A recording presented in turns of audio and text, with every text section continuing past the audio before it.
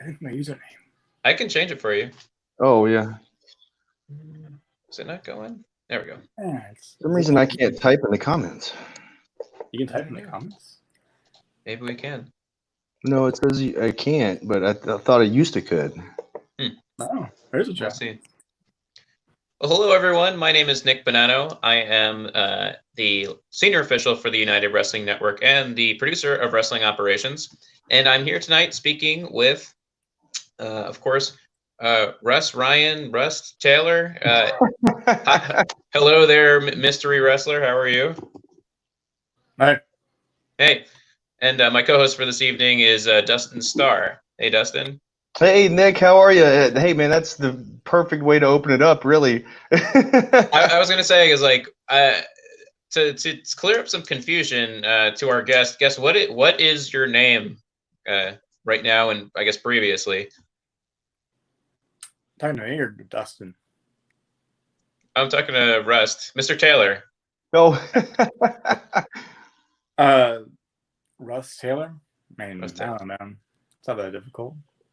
Well, you make it sound so simple. It seems like it has caused a bit of confusion on our end. We must be overthinking it. I mean, I get it. I've been wrestling for a while, and I've always used that name, Ryan, for a long time. You know, like believe it or not, I actually tried changing the name a long time ago.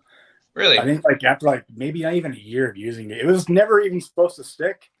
Mm-hmm. Yeah, I had like a different gimmick when I first started, as every person who first starts wrestling will do. Right.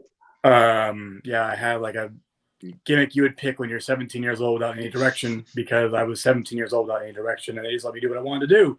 And I was like, cool, I'll do this. And it was this thing called like the Night Wolf, which is pretty much self-explanatory. If you've ever watched Mortal Kombat, that's pretty much what it was. And literally I did 4 matches, and I said, hey, Jesse Hernandez, I don't think this was a smart idea anymore. And he's like, oh, yeah, you think? Okay. Well, I mean, what do you want to do? And I'm like, I don't know. Help me. Like, what do we do? Yeah. And he was like, well, your last name is Taylor. That's good. We should keep that. Let's use Taylor. But let's give you a different first name. And we kind of brainstormed a couple of simple things. Again, nothing weird. Just like, oh, what about Chris Taylor? What about, Scott Taylor, all this stuff. And then Ryan Taylor came up, and I think it may have been like me or Jesse or Red. It was just like, oh, hey, Ryan Taylor, just use that. Like, that's whatever, big deal. Like, you're not going to keep it. It's just for now until we figure something out. Cool, we'll figure something out. And then Red refused to let me ever change it. No matter how many times I asked him if I could, he refused to ever let me change it. He just said, nope, I don't care. Like, you're just going to, it doesn't matter about the name. Just worry about your wrestling. Just try and wrestle better. And I was like, okay. I mean, he wasn't wrong.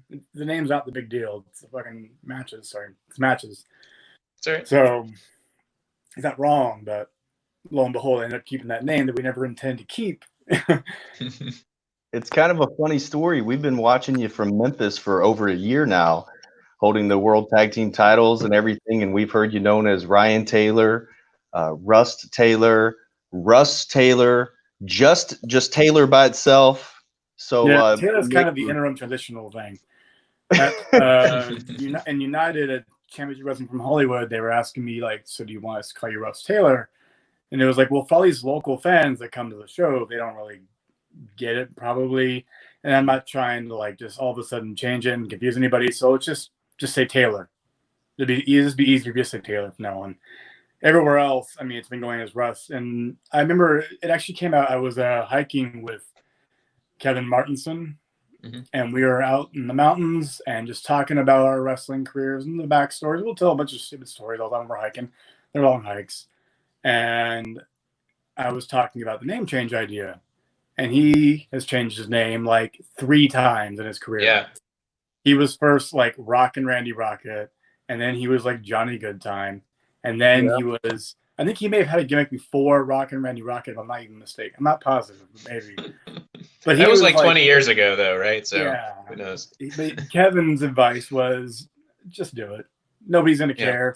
And no one's going to get it right, even if they do care. So don't worry about that part.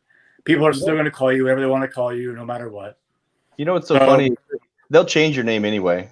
A major company will change your name anyway. right? Yeah, I mean, I don't care. Again, like Red told me a long time ago, the name is the name. It's not the most important thing. You know, how you carry the match from bell to bell. That's what really matters. So I really enjoyed watching the piece, the push, the video, about a 3-minute video that the United Wrestling Network put out on you. And I remember meeting you last year. I think it was just before the Red Carpet Rumble. And right now I feel so silly because that was my first time learning about you guys. And it said you're a 16-year vet. I think I was telling you, man, like I was so impressed. I'm a fan of watching you and your physique and just how strong you are and all that kind of stuff. But I feel silly now because I had no idea you were in 16 years. yeah, I started Yeah. training at 16. I had my first match 17, and I am currently 33 years old, and I've not taken a break.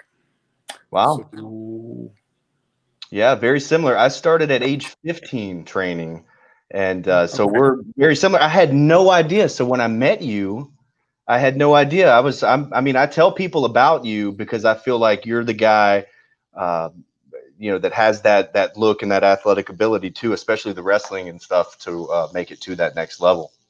And I actually hate saying next level because you're already on television all across the United States anyways, Yeah, I mean, as far as like that next level stuff we'll talk about, like, I don't know. It's just living your life in wrestling and being happy and content with what you have. I mean, as long as you're being progressive and you're moving it and you're doing positive things, and that's what matters. Yeah. To borrow a line from you, Russ, it's a progress, not perfection necessarily. That was you, Yeah. right? We're making that up. Yeah, that was me. Let's say, yeah, that reminds me. It's kind of sort of around the beginning of Soul Burners, to jump back and then ahead. So right when you first started tagging with Thomas Day, you were wrestling barefoot. What gave you the idea to do that, and I guess why did you go back to wearing shoes? What was the experience of wrestling barefoot for you? Well, the experience was fine. I did it because I'm just comfortable in it. I train, like catch wrestling and jiu-jitsu all the time, and so when you do that, like, you don't wear shoes on the mat. So I'm just comfortable moving around barefoot all the time. It's natural. It feels okay. And not many people do it. So I was just like, let me just give it a shot, see how we like it. I mean, it just kind of helps maybe with the aesthetics, the vibes that we were kind of transitioning my character into. So, going from being in Vermin into being this very free-spirited, free-thinking kind of guy, which is realistically, people ask like, oh, what gives you the idea for that? It's like, I just don't have an idea. That's just kind of me. I don't know. I'm from the desert. I'm really from the desert, the middle of the desert, like nowhere. Small town called Phelan. You won't find it on a map. You know what I mean? Mm-hmm. Check this out. Our boy Watts, Heritage Champion, just says he's barefoot because he's a maniac. I liked wrestling barefoot either way. It was cool. It was fun. It was a nice change of pace. The only reason I stopped wrestling barefoot is because, I would throw a lot of kicks, and for the sake of being a professional here, I didn't want to hurt anybody. And so I don't really throw them that hard. I'm not wearing kick pads, and I just got my shins and my bare feet out. I mean, bone to bone is going to hurt a lot, and I would kind of protect guys, and it was coming off on camera, I felt. I remember having a talk with Yuma, about this, and I was just like, I think I need to put my shoes back on because my kicks are kind of looking like I'm pulling them because I don't really want to hurt anybody. And when you're barefoot like that, you're going to hurt somebody. If you're actually kicking on like your top of the foot. Oof. Yeah. Real quick shout out to the live chat, MDA Live, Dreadhead Kev, Abel Nino, and of course Heritage Champion Watts is in the house. So thank you guys all for joining us. And I know that we're all interested about the history of that you have, Rust, but you're one of the few guys, probably the only guy on this call right now that's been in a wrestling ring here lately. No, Nick, you refereed, right? Yeah, I ref on that same day, I think. But but not many people have been able to get inside a wrestling ring. How was it? How was it different, man? Give us the scoop.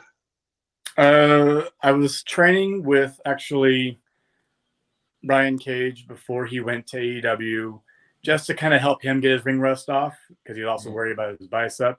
So like me and Adrian Quest kind of met up with Cage, and we were just kind of working out in the ring. And at that point, I think it had been, I want to say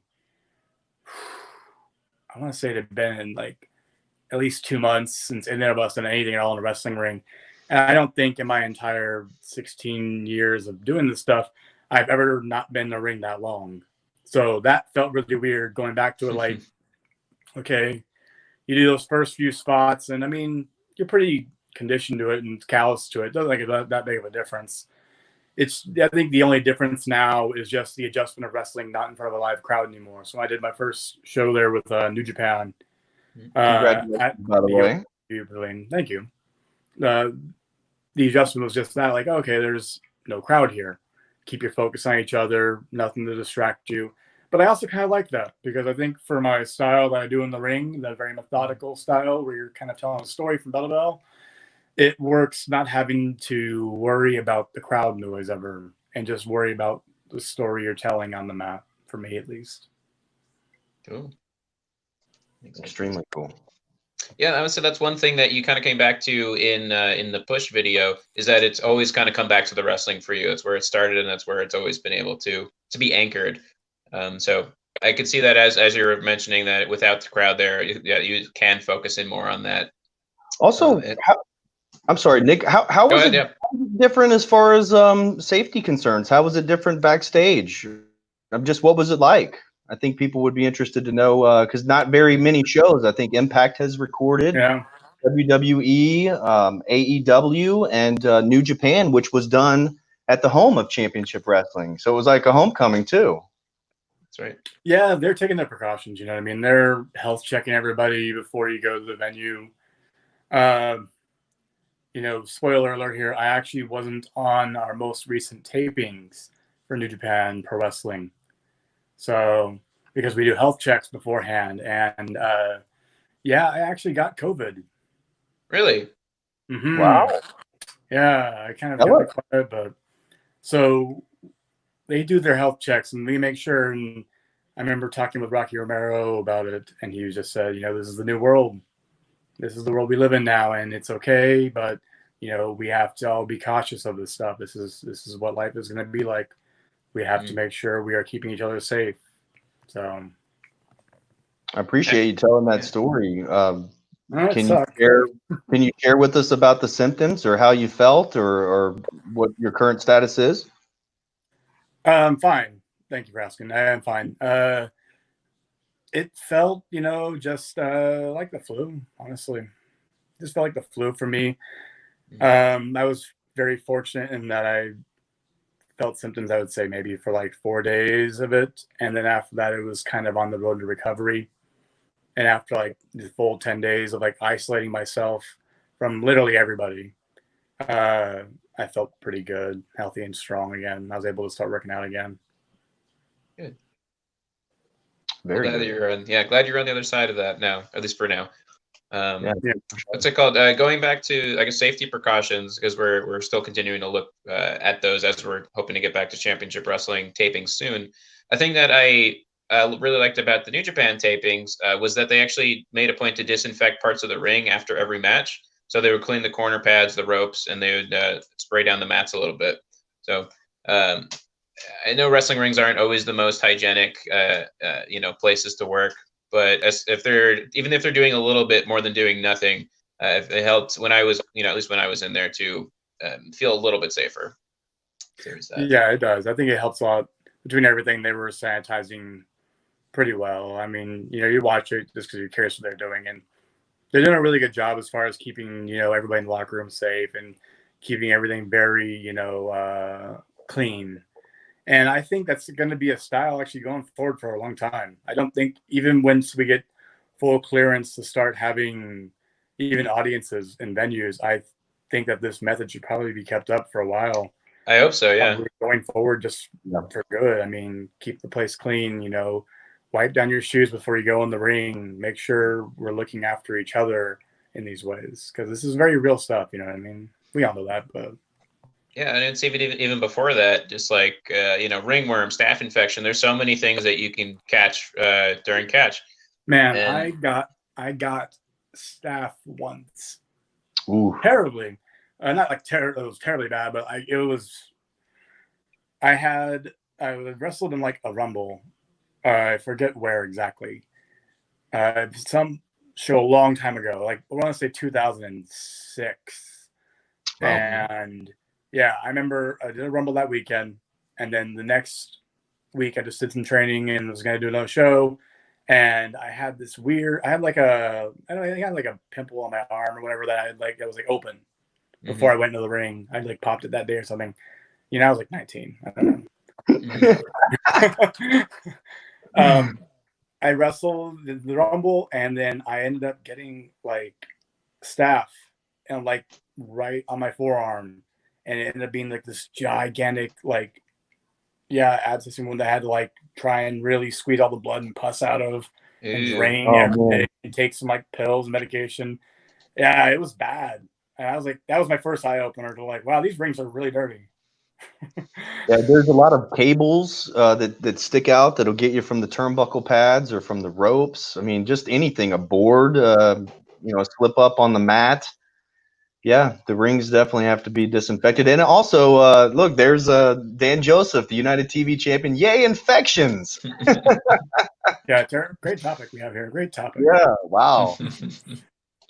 Yeah, also I saw some behind the scenes pictures where everybody had their masks on and stuff like that. So yeah, I know that the return to live action, it seems like you're ready for it as well. We're all ready for it, and we're just waiting to get that date. But when I think of Russ Taylor, I think of you picking up Sweet Robin Shaw on your shoulders. You remember this? You just literally deadlifted him up and slammed him, and it was like the chat room for our YouTube show went crazy when you did that. They absolutely loved it. Just the strength that you had. I don't know. Yeah. 400 pounds. No big deal. Whatever. I would say if we're talking about nonchalant, no big deal, Russ Taylor strength moments, I think we should also include the Burning Man move that he does with Thomas Day standing on his shoulders while Russ walks through the middle of the ring. Yeah. Like, I feel like there's a whole move that we do. We like practiced it a good few times. Our first time, because Tommy had this idea of it, and I thought it was a cool idea. We'll try it out, So let's have you walk on my shoulders, stand on my shoulders, and I swear the first like 5 times doing it like live, we almost botched it every single time. And there was one time that we were all certain he was gonna fall off of me, but I refused to let him go by the hand so he could just fall off and do a splash of some kind. Oh, man. I absolutely refused to let him go, and was really pulling my core muscles to keep us tight and balanced and leaning us forward as much as I could to try and get us back to being centered. We pulled it off and we hit the moonsault. It was barely, but then afterwards we talked and we're like, we got to figure this thing out because like that was too close. And then like we just kind of figured out the mechanics of it. We kind of like practiced it a little bit before show the next time, and we figured out how to really keep our balance controlled. So there is a trick to it, I guess we'll say. There is a magic trick to that move to make it work. It's not just luck that and he never falls. Like no, we figured out how to make sure he doesn't fall. There's a method. Cool. Yeah. So I'd say between tag team wrestling and getting in with New Japan and all the people you've been able to face in championship wrestling over the years throughout United, you've been in the ring with a lot of really strong opponents. I'm wondering when you hype yourself up with a match for say like Scorpio Sky, Rocky Romero, or any number of the Japanese competitors, what does a good opponent bring out of you in the ring? They really challenge me to be, I guess we'll say, more creative. A lot of times I'm wrestling somebody who we're just going to say like, greener in the business, a little bit younger years. I'll tend to get maybe an autopilot mode as far as, okay, this is what I normally do. This is this is my go-tos. If I wrestle someone like, we'll just say Sky or Watts, then I'm going to get more creative because, hey, my go-tos are good, but they have some good stuff too. So if I want to outshine them a little bit or try and really shine against them at this point, I might have to get a little bit more creative. And plus, I really like guys that know what they're doing themselves really well and know what their go-tos and know what their strengths are, because that's where we can really get creative as far as like, oh, what's different about me and you, and playing off of that role. So yeah, how to get into various things differently based off who you're working with and what their style is. Absolutely. Yeah, I like having something to bounce off against instead of just having somebody who wants me to tell them kind of around the way and lead them. I don't want to lead that much. I want it to be a nice back and forth. I don't know. You know, Nick, when you were talking and you were saying Thomas Day, is it Tomas Day or Thomas Day? It's kind of like the Rust Ryan Taylor thing with both Thomas of Day. What? So I see. So we're split on it. Russ, do you have a definitive answer for that? It's Thomas Day. Okay, that's what I thought. So when I was doing commentary on your match, they were in my ear the whole time telling me Thomas Day. And I don't know if I still said it correctly or incorrectly, but every time I said it, they would say it a different way in my ear. No, it's the easiest way to think of it is Namaste. That's all it is. Just a play on the word Namaste. Yeah. So yeah, I remember when Dan Joseph was still at the commentary desk, he would say Tamaste all the time, like it was some kind of pasta dish or something. Tamaste's in the ring. But yeah. Well, Dan might be illiterate. We're not sure about that one yet. Yeah, Dan says he never got it right. To which I say,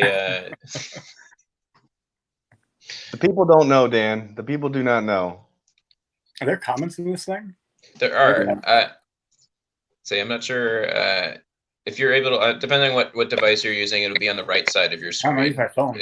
If you're on your phone, I think you'd have to rotate it sideways. I'm not sure, but there are different ways to go about it. But yeah, we're seeing a little bit of chat from across the different platforms. Some on Twitter, some on Facebook, some on YouTube.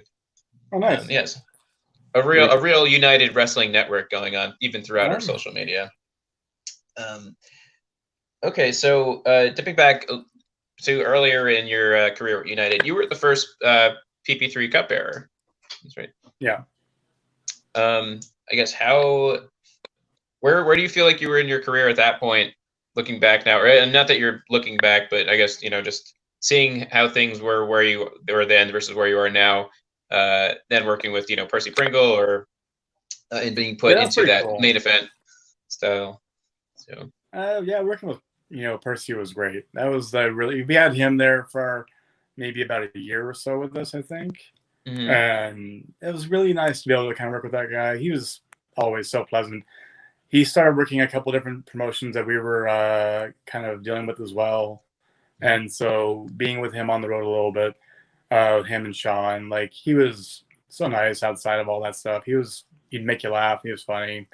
It was a real pleasure to be able to be with this guy you'd kind of grown up watching. And then once we had the actual PP3 Cup tournament for the first time, that was really intriguing. And then when I won it, that was like coinciding actually with the LA Kings winning the Stanley Cup for the first time. It was literally both happened at the same time. You're a hockey fan? Yeah, but so the funny part was the big chant was, "We want the cup. We want the cup." That was the big chant in LA. And here I was wrestling for my own cup. So that was a kind of cool little back and forth. That is cool. If Dan Joseph is still here, that's what it feels like when your team wins Stanley Cups. Love it. Well, I'm sure. I don't know if Dan is still here, but he might have something to say. He might ask what happened to the Kings the following year. What happened after the year that they won the Stanley Cup? Doesn't matter. Does they went to the Western Conference Final. Mm-hmm. They went to the Western Conference Final. They lost to the they lost in the Western Conference, but it's a strike. You go to the Stanley Cup Final one year. You go to the Western Conference Final the next year. You go back to the Stanley Cup again the next year. Like, that's a great team. I don't know what you're talking about. Look at that. Hockey talk. Wait, so did you ever play hockey? No, growing up, or I live in California. We don't play hockey really in California. Even street hockey, anything like that? That's not really that popular out here, man. Like, everybody kind of just. I'm from the high desert, especially. So out there, it was either you rode horses or you did dirt bikes, And so I kind of rode horses, played baseball, football, gymnastics. Question from the chat says, what gets you in the zone before a match? Is there anything in particular that gets you hyped up before you head out? Oh, I kind of actually like to keep my mind not hyped up. I guess that makes sense. Stay calm, think clearly. I think if you get too intense, then like you're just all over the place and you're uncontrolled. If you ever watch me, I'm probably pretty calm to start with. I mean, I'm intense in the movements, but like the intensity is a controlled intensity. That makes sense. Boring. Well, it's a less common answer, so it's, you know, of course, more thoughtful. Maybe something that person hadn't considered before. So, quite. Let's see. You know, after you guys lost the tag team title, not to bring up a sore subject, but you and Adrian Quest kind of had it out. It led to an attack. You guys lost the tag team titles. We hadn't seen you until the push, right, Nick? We haven't seen any of the programming. So I guess, real quick, where have you been? And where's your partner? I actually haven't seen Tommy in a good while. I haven't seen Tommy since that match, actually, to be honest. Yeah. Once that happened, we both just kind of like, well, took a break from it all. We talked and, you know, we just said maybe this might be the end for the Soul Burners, maybe not. It was a good run while it was going. And, you know, I mean, I think we still have a lot of miles left in that tag team. I thought it was actually a really great combination me and Tommy had going. I thought we had a really good chemistry, and I loved working and tagging with him. But, I mean, at the same time, we're both at different points in our lives and careers, I think. And, you know, we had talked about just what we thought was best for both of us. And, you know, maybe we'll start it back up sometime again later on next year. Maybe we don't. I'm not sure. But as far as, you know, I haven't really been on the United Network programming. I've kind of been gone. And, I mean, I've been wrestling around, you know, went to Europe for a while, Germany for WXW, went to England over there for Preston City Wrestling. I was going back and forth actually for a good little bit. So had some great stuff out there, traveling around Europe for a while. It's been good. I think we kind of broke a scoop right here tonight, Nick. How about that? I think so. I mean, I've already learned a lot from this conversation. Yeah. Also, I have to ask you this: all the places that you've been wrestling, the lucha show that you do, where you have the mask on. What is Lucha Vavu? Lucha Vavu? Yes, love that character. That could literally be your gimmick. The outfit and everything is fantastic. Lucha Vavu is a complete. It's its own entity entirely.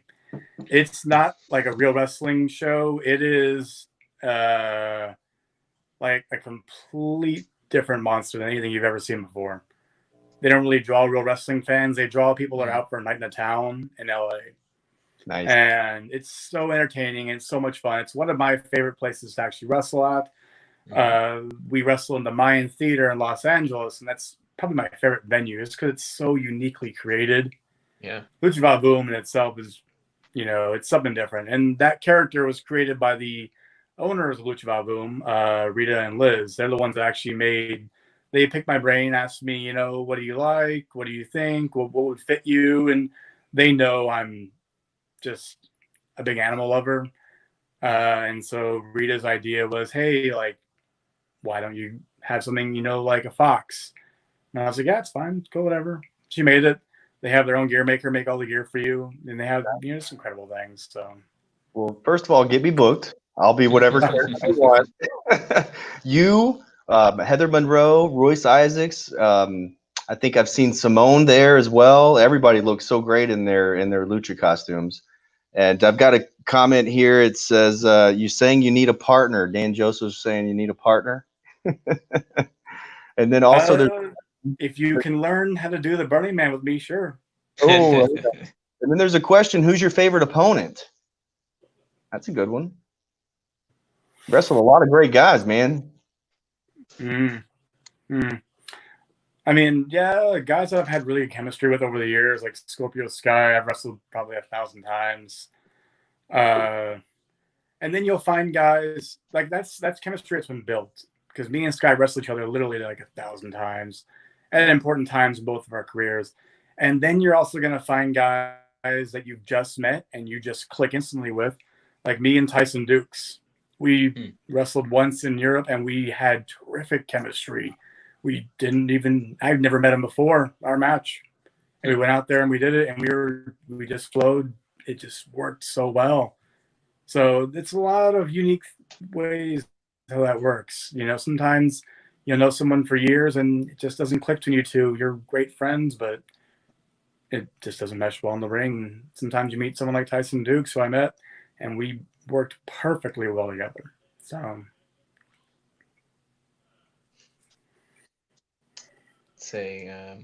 one more question from the chat as we're starting to wind down here. So if we ever see Dustin Starr versus Russ Taylor, who's the winner in that one? What do you guys think? Oh man, that's you, brother. Question, whoever asked that. Don't beat me up too bad, man. I would definitely have to have the help of my Maria at ringside. I have a feeling I'd get that one. Dude, you bring Maria, I'll get Sandra, and we can do the mixed tag. Oh, there you go. Very cool. I do want to see that match now. Wow. There you go. Very good. Alrighty. Well, thanks for stopping by for a bit, Russ. Where can we find you online? The same place all over at Rusty Taylor's. I know it's not spelled there at the bottom of your guys. It's not that cool, but yeah, it's there. All right, Dustin, where can we catch you? You can follow me at Dustin Starr, but then you can catch Rust, myself, and everybody else from United Wrestling Network at CW30 Wrestling. And then tomorrow on YouTube, we'll be live doing our live chat at noon. So we have an hour and then a live reaction immediately following that. So big day tomorrow. And your matches, Rust, by the way, are in the feature match section at CW30 Wrestling on YouTube. All your good stuff is there. Amazing. Awesome, man. I appreciate that. All right, everyone. I am at Nicholas Bonanno. Cool. Of course. Make sure for everyone to follow at United Wrestling on Twitter, United Wrestling Network on Instagram, Facebook, and YouTube. And thanks again, everyone, for joining us tonight. And a shout out to everyone who networks with United. Oh, yeah. Yeah. Have a good night.